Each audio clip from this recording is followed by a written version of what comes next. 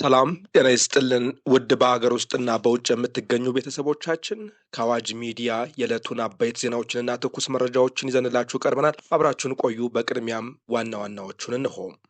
ሰበር ዜና። በህወሓትና በፋኖ መካከል ከፍተኛ ጦርነት ተነሳም። ከሰሞኑ የጋራ ካውንስል መሰረትን ብለው መግለጫ ወጥተው የነበሩት ፋኖና ህወሓት ራያ ዋጃ በኩል ከፍተኛ ጦርነት ውስጥ መግባታቸው ተሰምቷል። በዝርዝር ይዘነዋል። በሌላ ዜና ከሻዕቢያና ከግብፅ ጋር ጥምረት ተፈጥሯል ሲሉ ጀነራል ሳሞራ የኑስ የህወሓትን አዲስ የጦርነት ሴራ አጋለጡ። በትግራይ ህገወጥ የጦርነት ክተት ታውጆ ወጣቶች በግድ ወደ አዘቅቱ እየተማገዱ ይገኛሉ። የቀድሞ የጦር መኮንኖች ጦርነት በቃን በማለት ህዝቡን ለአደጋ የሚያጋልጠውና የግል ጥቅሙን የሚያሳድደው አጥፊው ቡድን በአስቸኳይ እንዲወገድ ጥሪ አቅርበዋል። ሰፋ ያለ ዘገባም ይዘናል። ይህ በእንዲህ እንዳለ በትግራይ ክልል አዲስ የግዳጅ ወታደራዊ ምልመላና አውዳሚ የጦርነት ቅስቀሳ መጀመሩ ተገለጸ። ትዴፓና የተጋሩ ሲቪክ ማህበር ህወሓት በዘር ማጥፋት ወንጀል በዓለም አቀፍ ደረጃ ሊጠየቅ እንደሚገባ አሳስበዋል። በዝርዝር እንመለከተዋለን። ቻናሉን ሰብስክራይብ፣ ቪዲዮውን ላይክ በማድረግ እስከ ፍጻሜው አብራችሁን እንድትቆዩ በአክብሮት እንጠይቃለን። ወደ ቀዳሚው ጉዳያችንም እናልፋለን። ህገ ወጡ የህወሓት ቡድን የፕሪቶሪያውን የሰላም ስምምነት በመጣስና ኢትዮጵያን ለማዳከም ከውጭ ኃይሎች ጋር በማበር የትግራይን ህዝብ ዳግሞ ወደ ጦርነት አዘቅት ለመክተት እየሰራ ይገኛል ሲሉ የቀድሞው ከፍተኛ የጦር መኮንኖች ተናገሩ። ቡድኑ ከህገ መንግስቱ ውጭ የጦርነት ክተት በማወጅ ወጣቶችን እያስገደደ በመመልመል ላይ መሆኑንም አንስተዋል። የቀድሞ የጦር ኃይሎች ጠቅላይ ኤታማዦር ሹም ጀነራል ሳሞራ የኑስ የትግራይን ህዝብ ከዚህ በኋላ ጦርነት በቃኝ ማለቱን አጽንኦት ሰጥተዋል። በክልሉ የሚገኙ አንዳንድ ጀነራሎች አቅሙ ኑሯቸው ሳይሆን የልማት ስራዎች በማስተጓጎልና በለመዱት ሁከት የግል ጥቅማቸውን ለማካበት ሲሉ ብቻ የጦርነት ወሬ እንደሚነዙ ገልጸዋል። ጀነራል ሳሞራ ጽምዶ ስለተባለው አደረጃጀት ሲያብራሩ ይህ በግብፅ የሚመራና በሻዕቢያ የተቀነባበረ የጥፋት ተልዕኮ መሆኑን አስረድተዋል። ሻዕቢያ ለትግራይ ህዝብ እውነተኛ ወዳጅ ቢሆን ኖሮ በጉልበት የያዛቸውን እንደ ዛላምበሳና ኢሮቢ ያሉ ቦታዎችን በለቀቀ ነበር ብለዋል። ይህን እውነት እያወቁ የጽንፈኛው ቡድን አመራሮች ከሻዕቢያ ጋር ጥምረት መፍጠራቸውን የድንቁርና ማሳያና ህዝቡን አደጋ ላይ የሚጥል መሆኑን አብራርተዋል።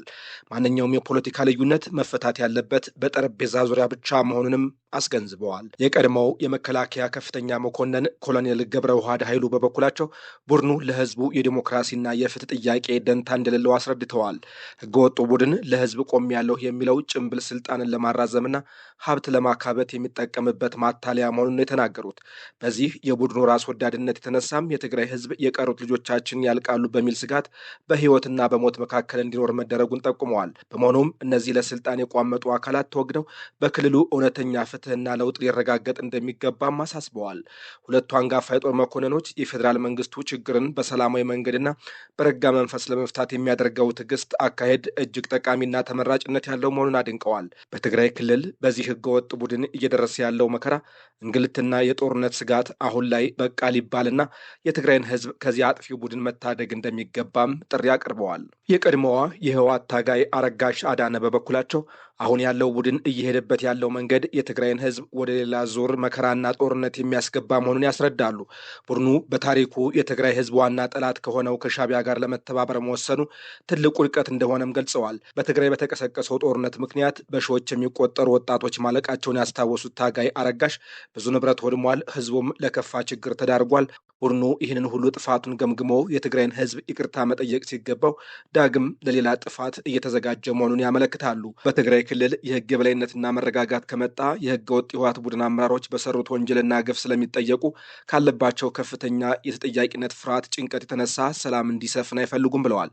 ስልጣን ላይ ለመቆየት ሲሉ ብቻ መከፋፈልን ወደ ታችኛው የጸጥታ መዋቅርና ወደ ህዝቡ ማውረድ የራሳቸውን ደጋፊ ማጠናከር አደገኛ አካሄድ እየተከተሉ ነው ሲሉም ከሰዋል። የትግራይ ህዝብ ከባለፈው አውዳሚ ጦርነት ሳያገግም አሁንም ወደ ሌላ ጦርነት እንዲገባ ከሻዕቢያ ጋር የፈጠረው ጽምዶ የተሰኘው የጥፋት ጥምረት በብዙሃኑ የትግራይ ተወላጆች፣ ፖለቲከኞችና የጦር መኮንኖች ዘንድ እየተኮነነ ይገኛል።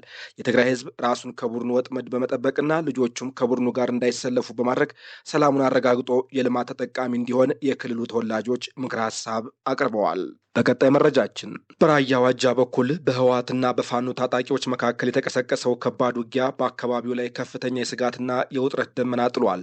ጽምዶ የሚል የጋራ ካውንስል መመስረታቸውን ገልጸው የነበሩት እነዚህ ሁለቱ ኃይሎች አሁን በአንጻሩ በተግባር ወደ ከባድ ግጭት መግባታቸው ይፋ ሆነዋል። የህወሓት 24ኛ አርሚ አካባቢውን ወደ ቀድሞ ሰላማዊ ሁኔታ ለመመለስ በሚል ያካሄደው የተቀናጀ ወታደራዊ ኦፕሬሽን የፋኖን አደረጃጀት ለመበተን ያለመ እንደነበር ሲገለጽ፣ በምሬ ወዳጆ የሚመራው የፋኖ ጦር በበኩሉ የወሰደው የአጸፋ እርምጃ በህወሓት ታጣቂዎች ላይ ከፍተኛ ጉዳት ማድረሱንና የባላንጣውን እቅድ ማክሸፉን አስታውቋል። በአሁኑ ወቅት የኃይል አሰላለፉን በተመለከተ ሁለቱም ወገኖች አካባቢውን ሙሉ በሙሉ በቁጥጥር ስር መዋላቸውንና የበላይነት ማግኘታቸውን የሚገልጹ ተቃራኒ መረጃዎች እየወጡ ይገኛሉ። ይህ በሁለቱ አካላት መካከል የተፈጠረው ወታደራዊ ግጭት በወታደራዊም ሆነ በፖለቲካ መድረክ ትልቅ የመነጋገሪያ ርዕስ ሆኗል። በተለይ ራያ አላማጣ መስመር የተፈጠረው ይህ አዲስ የጦርነት ምዕራፍ በሁለቱም ወገኖች በኩል የሚደረገው የኃይል ስብስብና የሚሰጡት ጥብቅ ወታደራዊ መመሪያዎች ግጭቱ ወደ ባሰ ደም አፋሳሽ ደረጃ ሊሸጋገር እንደሚችል ማሳያ በመሆናቸው የአካባቢውን ነዋሪዎች ከፍተኛ ውጥረት ውስጥ ከቷቸዋል። የቀድሞው ጊዜያዊ ጥምረት ፈርሶ ወደ ግልጽ ጦርነት መሸጋገሩ የክልሉን ደህንነት የበለጠ ከማስጋቱም በላይ በሀገሪቱ የፖለቲካ ተሳትፎና የኃይል አስተላለፍ ላይ ረጅም ጊዜ የሚቆይ አሉታዊ ተጽዕኖ እንደሚያሳድር ይገመታል። ህወሓት ያሳለፈውን አውዳሚ የጦርነት ታሪክ ያስከተለውን እጅግ ከባድ የሰው ህይወት እልቂትና የኢኮኖሚ ውድመት ወደ ጎን በመተው እንደገና ወደ አዲስ ወታደራዊ ግጭትና ግብግብ ውስጥ ለመግባት መፈለጉ የቡድኑን የፖለቲካ ቁማርተኝነትና እብደት በግልጽ የሚያሳይ ነው እየተባለ ነው። የትግራይ ህዝብ ገና ከቀደመው ጦርነት ቁስል ሳያገግም አሁንም በራያና አካባቢው ጦር በማንሳት አካባቢውን ወደ ባሰ ደም አፋሳሽ ቀውስ ውስጥ መክተት ህወሓት ከሰላም ይልቅ በግጭትና በጦርነት ሁከት ውስጥ ብቻ የመቆየት አባዜ እንዳለበት ማረጋገጫ ነው ሲሉ የዘርፉ ባለሙያዎች እየተነተኑ ነው። በቀጣይ መረጃችን በትግራይ ክልል አዲስ የግዳጅ ወታደራዊ መልመላና አውዳሚ የጦርነት ቅስቀሳ መጀመሩን ተገለጸ። ትዴፓ እና የተጋሩ ሲቪክ ማህበር ህወሓት በዘር ማጥፋት ወንጀል በዓለም አቀፍ ደረጃ ሊጠየቅ እንደሚገባም አሳስበዋል። በትግራይ ክልል ያለው ወቅታዊ ሁኔታና የህዝቡ እንግልት ከጊዜ ወደ ጊዜ እየከፋ መምጣቱን የተገለጸው ቡድኑ እያካሄደ ያለው አውዳሚ የጦርነት ቅስቀሳና የግዳጅ ወታደራዊ መልመላ በአስቸኳይ ሊቆም እንደሚገባም አሳስበዋል። ህወሓት የትግራይን ህዝብ እንደ መሸሸጊያና መከላከያ በማድረግ ከፍተኛ ዋጋ እያስከፈለ ይገኛል ያለው ፓርቲው ትዴፓ ለዘመናት በህዝብ መከራ ላይ የኖረ ስልጣኑንና ጥቅሙን ለማስጠበቅ ሲል ብቻ ወጣቶችን ከቤታቸው እያፈሰና በኃይል እያሰረ ወደ የጦርነት ቀጠና እየነዳ እንደሚገኝ አስታውቋል። ድርጊቱም ቀጠናውን ወደ ሌላ ደም መፋሰስ የሚወስድ ይቅርታ የሌለው ታሪካዊ ወንጀል መሆኑን ነው ፓርቲው የገለጸው። የትግራይ ዲሞክራሲያዊ ፓርቲ ህገወጥ የህወሓት ቡድን ለህዝብ እታገላለሁ ቢልም የሰብአዊ ድጋፎች እንዳይደርሱ እንቅፋት ከመሆን ባለፈ ህጻናትንና አቅመ ደካሞችን በጦርነት በማሳተፍ ጸረ ህዝባዊነቱን ማረጋገጡን አስታውቋል። የፌዴራል መንግስት ለትግራይ አርሶ አደር ባሰበው የጥሞና ጊዜ ህዝቡ በአግባቡ እንዳይጠቀምበት ያደረገው የህወሓት ቡድን መሆኑን ጠቅሶ ድርጊቱም በዓለም አቀፍ ህግ ዘር በማጥፋት ወንጀል የሚያስጠይቀው በመሆኑ ቡድኑ በህግ ሊጠየቅ እንደሚገባ አሳስበዋል። ተመሳሳይ የኢትዮጵያን ተጋሩ ሲቪክ ማህበር በበኩሉ የህወሓት ቡድን በትግራይ ህዝብ ላይ ከፍተኛ ወንጀል መፈጸሙን አስታውቋል። ሁለቱ አካላት እንደገለጹት የትግራይ ህዝብ ዛሬ የሚሻው ሰላም፣ መልሶ ማቋቋም፣ ፍትህና የዕለት ጉርሱን እንጂ ዳግም ጦርነትና ጥፋት አይደለም ብለዋል። ስለሆነም ህዝቡ ህወሓት በድጋሚ ወደ ስልጣን ይወጣል በሚል ቀቢጸ ተስፋ ሳይጠብቅና የቡድኑ የተሳሳተ ፕሮፓጋንዳ በመረዳት ለረጅም ዓመታት ያደረሰበትን በደል በመታገል ራሱን ነፃ ማውጣት እንዳለበትና መንግስትም የትግራይን ህዝብ የመታደግ ኃላፊነቱን እንዲወጣ ጥሪ አቅርበዋል። ዓለም አቀፉ ማህበረሰብም ህወሓት በትግራይ ክልል እያካሄደ ያለውን ኢሰብአዊ ድርጊትና ሰብአዊ ኪሳራ እንዳላየ አይቶ ማለፉ ተገቢ ያለመሆኑን ነው የተጠቀሰው። ቡድኑ በተሳሳተ መረጃ ውጭውን ማህበረሰብ ለማሳሳት የሚያደርገውን እንቅስቃሴ በእውነተኛ መረጃ ማጋለጥ እንደሚያስፈልግ በመጠቆም አሸባሪው ቡድን በትግራይ ህዝብ ላይ ለፈጸመው የጦርና የዘር ማጥፋት ወንጀል በዓለም አቀፍ ደረጃ በህግ ሊጠየቅ እንደሚገባም በአጽንኦት አሳስበዋል። ውድ ተመልካቾቻችን ለዛሬ ያዘጋጀንላችሁ አበይት ዜናዎች እነዚህ ነበሩ። አዋጅ ሚዲያን ሰብስክራይብ በማድረግ ቤተሰብ ይሁኑ። ጤና ይስጥልን።